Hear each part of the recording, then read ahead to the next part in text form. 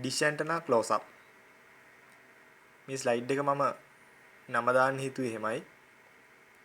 දැන් අපි ඔයගොල්ලෝ දන්නවා මේ ඔයගොල්ලෝ දකිනවා නිතරම ටෙලිකොමියුනිකේෂන් ටවර්ස්. ටෙලිකොම් එකේ ඩයලොග් වගේ ආයතන තියෙනවා. ඒ වගේ විදුලි සංදේශ සේවා සපයන ආයතනවල ටවර්ස් තියෙනවා. ඒ ටවර්ස් වල ඔයගොල්ලෝ නිතරම දකිනවා මේ බෙර වගේ යම්කිසි ඇන්ටනා జాතියක් හයි කරලා තියෙනවා. ඒවා ඔයගොල්ලෝ නිතරම පාරේ යනකොට එහෙම දකිනවා. හැබැයි මේවා ටිකක් ළඟට දැක්කොත් මොන වගේද? සහ මේවායේ මොනවද තියෙන්නේ කියන එක අද අපි කතා කරන්න යනවා. ඒකට තමයි මම මේ ස්ලයිඩ් එක හැදුවේ. එහෙනම් අපි ඊළඟ ස්ලයිඩ් එකේ ඉඳන් බලමු මොනවද මේකේ තියෙන්නේ කියලා. මම ඉස්සෙල්ලාම ඕගලන් එක්කන් යනවා මේ අතර මේ ෆොටෝ එකේ දාලා තියෙනවා ඊතලයකින් පෙන්නලා ටවර් එකක්. ඒ ටවර් එක ඇවිල්ලා හන්තාන ටවර් එක. ඇත්තටම හන්තානේ ටවර්ස් කීපයක් තියෙනවා. ඉතින් ඒකෙන් තියෙන ලොකුම ටවර් එක තමයි මේ ටෙලිකොම් එකේ ටවර් එක. ඊළඟට අපි තව ටිකක් කිට්ටුවට ගියොත් ඒ ටවර් එකේ ළඟට ගියොත් ටවර් එකේ ළඟ ෆොටෝස් දෙකක් අපි දාලා තිනවා. ඔයගලන්ට මේ දකුණු පැත්තේ ටවර් එකේ ෆොටෝ එකේ එහෙම පැහැදිලිව පේනවා ඇති ඩිෂ් ඇන්ටනාස් අර මං කිව්ව විදිහට හයි කරලා තියෙනවා.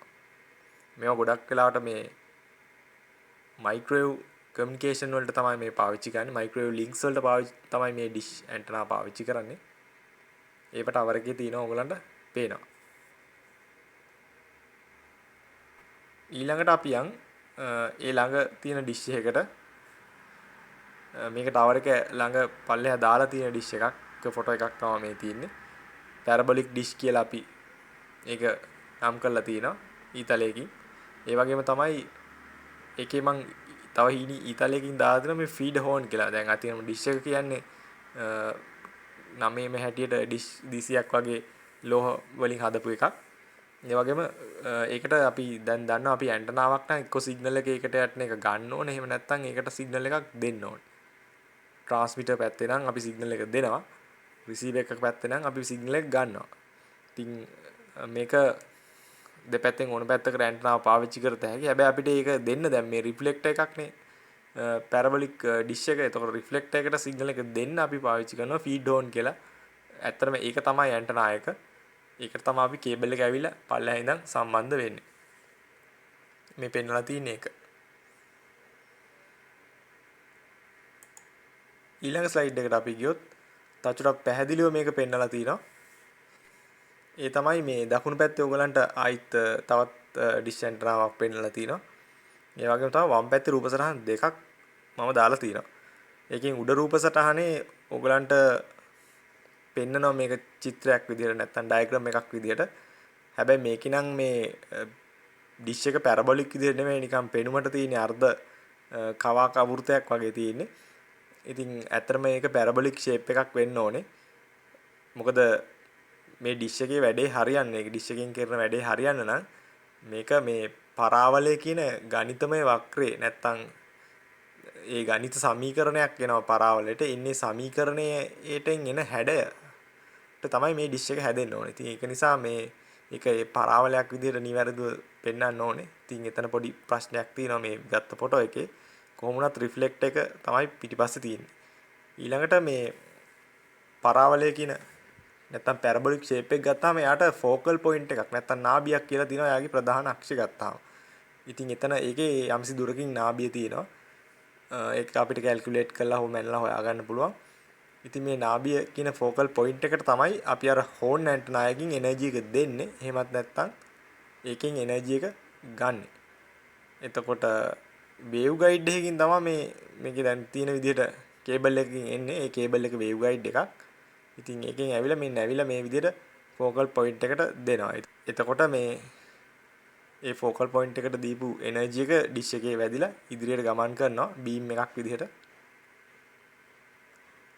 ඒ වගේම තමයි ඊට පල්ලෙහා රූපෙන් අපි ඔයගොල්ලෝ දන්නවා පොඩි කාලේ අපි ආලෝකය ගැන ඉගෙන ගද්දී ආලෝකයේ පාඩම් වලදී අපි මේ විදිහටම මේ කිරණ සටහන් නැත්තම් රේඛා වලින් ආලෝකය ගමන් කරන විදිය යන කිරණ සටහන් ඇඳ ඔය 9 වසර වගේ පන්ති වලදී ඔයගලන්ට මතක ඇති. ඉතින් පල්ලෙහා රූපෙත් තියෙන මේ වගේ සටහනක් අපිට මේක දැන් රේඩියෝ වේව්ස් කියන ඒවා ඇහැට පේන්නේ නැහැ. ආලෝකය වගේවත් ඇහැට පේන්නේ නැහැ. ඒකින්ද මේක තේරුම් ගැනීම පහසුව සඳහා මේ ඩිෂ් එකක රූපයක් දාලා ඒ කිරණ විහිදලා යන ආකාරය නැත්තම් රේඩියෝ තරංග රේස් විදියට නැත්තම් ඉරි වලින් පෙන්නලා යන ආකාරය තමයි මේකෙන් පැහැදිලි කරලා තියෙන්නේ. එතන ෆෝකල් පොයින්ට් එක ඕගලන්ට පැහැදිලි F කියලා පෙන්නලා තිනවා ප්‍රධාන අක්ෂේ තියෙන. ඒකට තමයි ෆීඩර් හෝන් එකෙන් මේ සංඥාව දෙන්නේ. ඊළඟ ස්ලයිඩ් එකට අපි ගියොත් වම් පැත්තේ චූටි රූපයක් දාලා තිනවා. ඒකේ පෙන්නලා තියෙනවා මේ ඩ්‍රම් එකක් වගේ බෙරයක් වගේ ඩිෂ් එකක් ටවර් එකේ තියෙන. ඉතින් ඒ ඩිෂ් එක වගේ ඩිෂ් එකක් තමයි මේ පල්ලෙහා ගලවලා තියෙන්නේ. ඉතින් ඒක ඇතුලේ පේන්නේ මේ විදිහටයි. ඒක පෙන්වන්න තමයි මේ ලොකු කළ රූපයක් දැම්මේ. මේක ඇත්තටම බිමට ගලවලා අයින් කරපු ඩිෂ් එකක්. ඉතින් ඒකේ අර ඉස්සරහා තියෙනවා මේ බෙරේක වගේ අර යම්කිසි වැස්මක් තියෙනවා. ඒ වැස්ම ඉවත් කරලා තියෙන්නේ. ඉතින් ඇතුලේ තියෙන දේවල් ඕගලන්ට බලාගත්ත හැකි අර හෝන් ඇන්ටනාව තියෙන හැටි. ඒ වගේම තමයි මේ ඩිෂ් කවර් කරන්න එක හේතුවක් තියෙනවා. ඒ තමයි මේ ඩිෂ් වල ඇත්තටම සාමාන්‍යයෙන් මෙහෙම ඇරලා තිබ්බොත් කුරුල්ලෝ එහෙම මේ පදිංචි වෙනවා කුඩු හදනවා. ඉතින් ප්‍රශ්න ඇති වෙන්න පුළුවන්. ඒක නිසා මේ ඩිෂ් ඒ වගේ හේතු හින්දා කවර් කරලා තියෙන්නේ. ඒ වගේම ඇතුලේ පොඩි ස්පොන්ජ් ආවරණයකුත් තියෙනවා යම් විදිහකින්. ඒ වගේම ඩිෂ් එක ඇතුලට යම් විදිහකින් වතුර ගියොත් ඒ වතුර බේරෙන්න පල්ලෙහා පොඩි සිදුරක් වගේත් හදලා තියෙනවා. වතුර ඩිෂ් එකේ එකතු වෙන එක වළක්වන්න. ඉතින් මේ ඩිෂ් එකේ පොඩි විශේෂත්වයක්ත් තියෙනවා. මේකට වේව් ගයිඩ් දෙකකින් කනෙක්ෂන් එක එනවා පේනවා. ඒ කියන්නේ ඔයගලන්ට අර හතරස් වේව් ගයිඩ් කියන්නේ හතරස් නෙමෙයි අතරම මේ රෙක්ටැන්ගුලර් වේව් ගයිඩ් දෙකකින් මේ ෆීඩර් හෝන් එකට එනවා පේනවා මේ ඩිෂ් එකේ. ඒක චුටි විශේෂත්වයක් මේ ඩිෂ් එකේ තියෙන. අපි ඊළඟට ඒ ඩිෂ් එකේම තව ක්ලෝස් අප් රූපයක් තමයි මේ දාලා තියෙන්නේ. මේකෙදි හෝන් ඇන්ටනා කියලා ඔයගලන්ට පැහැදිලිවම මම මේක නම් කරලා තියෙනවා ඉතලයක් ගහලා. ඒකට තමයි මේ ස්ලයිඩ් එක දැම්මේ. ඒකෙදි අරකම තමයි වඩා පැහැදිලිව ළඟ ක්ලෝස් අප් රූපයක් තියෙනවා. අපි දැන් යන් ඊළඟට මේ ඩිෂ් වල පිටිපස්ස පැත්ත, ඒ කියන්නේ කේබල් හයි වෙන පැත්ත දිහා බලන්න පුළුවන් විදිහේ ෆොටෝස් දෙකක් තමයි මේ තියෙන්නේ. ඒකෙදි ඕගලන්ට පෙන්නනවා දැන් වේව් ගයිඩ් දෙකක් ඇවිල්ලා හයි වෙනවා. සහ මේ ඩිෂ් එක දැන් අයින් කරලා දාලා ගලවලා අයින් කරලා කපලා තියෙන්නේ. ඒ කියන්නේ මේ කේබල් කපලා ගලවලා දාලා තියෙන්නේ.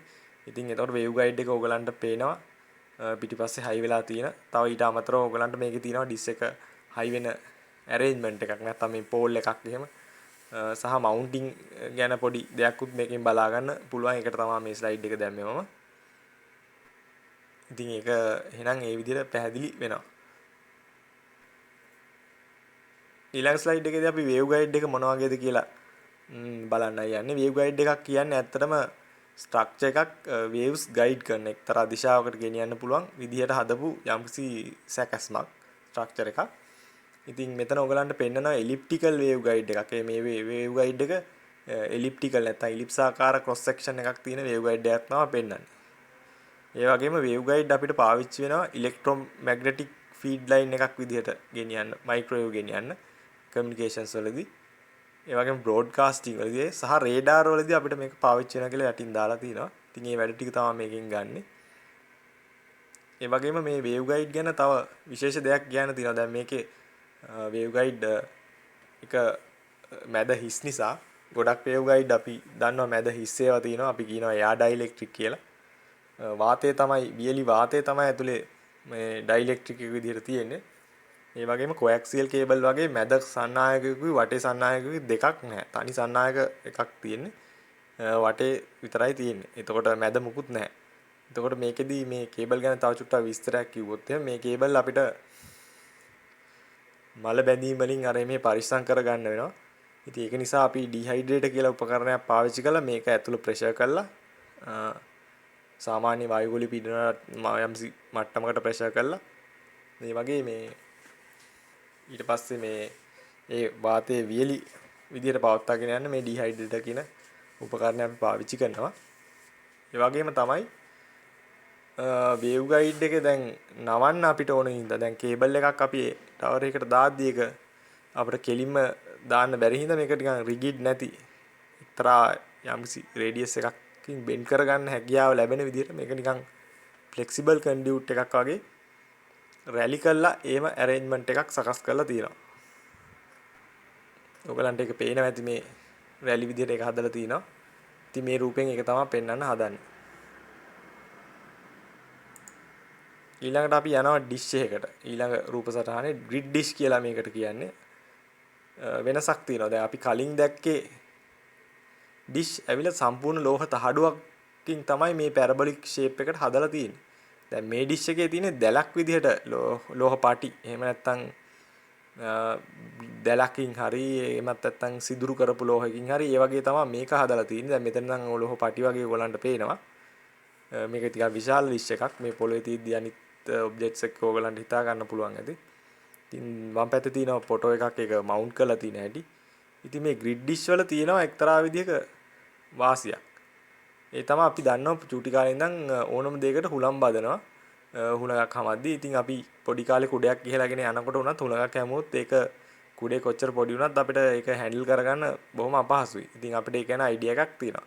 ඉතින් ඒ වගේ ඔයගලන්ට හිතා ගන්න පුළුවන් ටවර් එකක තියෙන මේ වගේ ලොකු ඩිෂ් එකකට හුලම් බදද්දී ඒ කියන්නේ විශාල ලොකු වේගකින් හුලඟක් හමද්දී කොයිතරම් බරක් ඒකට නැත්තම් කොයිතරම් ලෝඩ් එකක් ඒකට එනවද කියලා. ඉතින් ඒ වගේ ලෝඩ් එකක් එන එකට අපි කියනවා වින්ඩ් ලෝඩින් කියලා. Wind loading. ඒ කියන්නේ සුළඟෙන් නිසා හැමීම නිසා එන බලය. ඉතින් ඒක ටවර් එක මතට තමයි වැටෙන්නේ. ඒ දෙන්නේ. එතකොට ඒ ටවර් එක ඒක දරා ගන්න පුළුවන් විදිහට හදන්නත් ඕනේ. ඒ වගේම ඩිෂ් එක හයි කරන මවුන්ටින්ග්ස් ඒ වගේම සහ ඩිෂ් එකත් ඒ විදිහට හදන්න ඕනේ. හැබැයි ප්‍රශ්නේ තියෙන්නේ මේ සොලිඩ් ඩිෂ් එකකට හුලම් බදන එක වැඩි. ඒක නිසා සමහර වෙලාවට ග්‍රිඩ් ඩිෂ් කියන ක්‍රමය පාවිච්චි කරනවා සමහර තැන්වලදී ලොකු ඩිෂ් වලට. එතකොට අපි කරන්නේ ඩිෂ් එක අතරින් හුලං යන්න සලස්සලා මේ ඩිසයින් එකේ හැටියට අපි ඩිෂ් එකට එන හුලම් බදන ප්‍රමාණය යම් මට්ටමකින් අඩු කරගන්න පුළුවන්. ඉතින් ඒකත් එක්තරා හොඳ ඩිසයින් එකක්. හැබැයි කොහොම වුණත් සොලිඩ් ඩිෂ් තමයි ගොඩක් තියෙන්නේ පොඩි ඩිෂ් වලට. ලොකු ඩිෂ් තමයි ග්‍රිඩ් ඩිෂ් වලට තියෙන්නේ. එහෙනම් අන්තිම ස්ලයිඩ් එකට මම එනවා දැන්. අන්තිම ස්ලයිඩ් එකේදීත් ඔයගලන්ට ලොකු විස්තරයක් නෑ දාපුවම තමයි තියෙන්නේ දාන්න. ග්‍රිඩ් ඩිෂ් එකක් පෙන්නලා තිනවා. ඒගොම ටවර් එකේ රූපෙකුත් පෙන්නලා තිනවා. ඉතින් මම හිතනවා මම පැහැදිලි කරන්න හදපු දේ ඩිෂ් වර්ග කීපයක් ගැන අපි කතා කරා. ඒ වගේම වේව් ගයිඩ් ගැන අපි කතා කරා. වේව් ගයිඩ් වලත් එක එක වර්ග තියෙනවා. වේව් ගයිඩ් අපි එලිප්ටිකල් එක තමයි මෙතන තිබුණේ. නමුත් අපි සර්කියුලර් වේව් ගයිඩ්, එතකොට ස්ක්වෙයාර්, රෙක්ටැන්ගියුලර් වගේ වේව් ගයිඩ් වල වර්ග තියෙනවා. ඉතින් ඒ වගේ විස්තරයකුත් අපි කරා.